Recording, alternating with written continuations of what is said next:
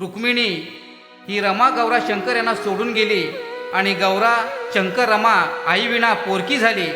गौरा आणि शंकरला त्यांचे विशेष वाटत नव्हतं, कारण त्यांचं वय नव्हतं. पण रमाला मात्र त्या दुःखाचा अर्थ कळत होता. तिला आपल्या 2 लहान भावंडांची आई व्हायचं होतं. रमानं आपल्या वडिलांना भिक्खू हिंमत दिली, परंतु भिक्खू धोत्रे मात्र आतून खचला होता. त्याला छातीचा आजार होता. बायकोचा मृत्यू आतून फाडून गेला. त्यांच्यावर कोसळलेले दुःख ते आपल्याला दुबळ्या हृदयाला पेलून शकला नाही. बायकोचा मृत्यूने त्यांच्या पायातलं बळच गेलं होतं. पण एक दिवस त्यांची प्रकृती हाताबाहेर गेली. छातीत कळा येऊ लागल्या. त्याने मुलांना जवळ बोलावलं. रामू मोठी होती. तिला येऊ घातलेल्या प्रसंगाची चाहूल लागली होती. छातीत येणाऱ्या कळांना चुकून भिक्खू बोलत होता. रामूला शेवटचा काही सांगू पाहत होता. रामी बेटा, तुझ्या आईनं आम्हाला तुझ्यावर सोपवलं होतं. आता या 2 लहान जीवांना मी तुझ्यावर सोपून जातो आहे. या पिलांना अजून पंख फुटले नाहीत. बेटा, सांभाळ त्यांना. आईबाप आठवू देऊ नकोस. राणी, कालच तू त्यांची आई होतीस आणि आज तू त्यांचा बापही व्हायचं. रमा, तुझ्या लहान लहान पंखांवर मी या 2 लहान आयुष्यांची ओझी ठेवून जात आहे. वाईट वाटतं रमा, पण इलाज नाही आता माझ्याकडे. सांभाळ या 2 तुझ्या भावंडांना.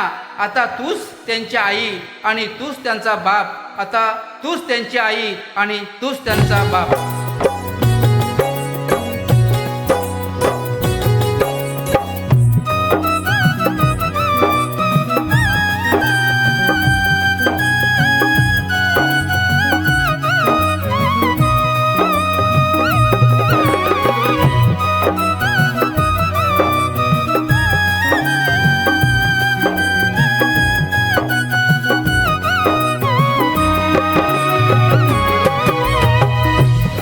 भावंडाना जप हो, तूच आई तूच बाप हो.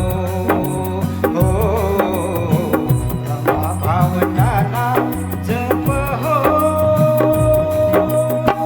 तूच आई तूच बाप हो.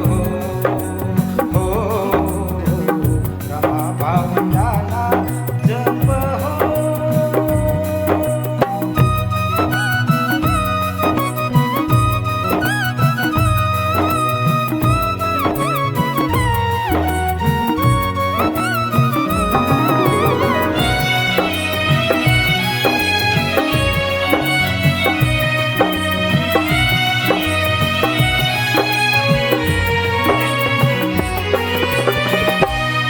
गौरी आणि तो शंकर आहेत लहान की बाळ. होऊनी तू आई बाप कर त्यांचा ग सांभाळ. होऊनी तू आई बाप कर त्यांचा ग सांभाळ. होऊनी तू आई बाप कर त्यांचा ग सांभाळ. तुझ्या विना नाही कोण त्यांना दुसरा आधार. तुझ्या विना नाही कोण त्यांना दुसरा आधार. भूकतान त्यांची झोप हो, तूच आई तूच बाप हो. हो, रमा भावंडाना जप हो.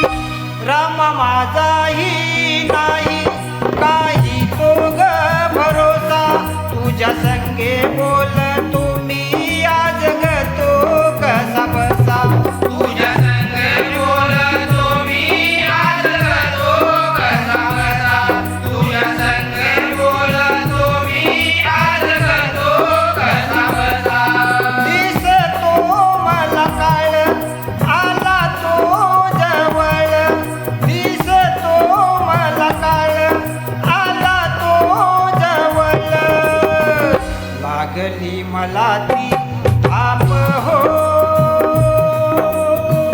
तूच आई तूच बाप हो.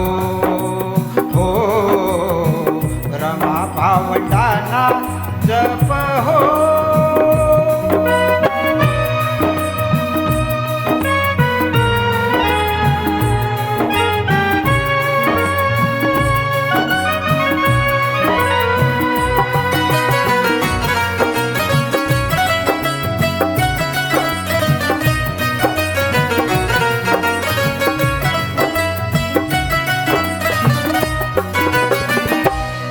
रामा तुझ्यावरी माझा आहे पूर्ण हा विश्वास.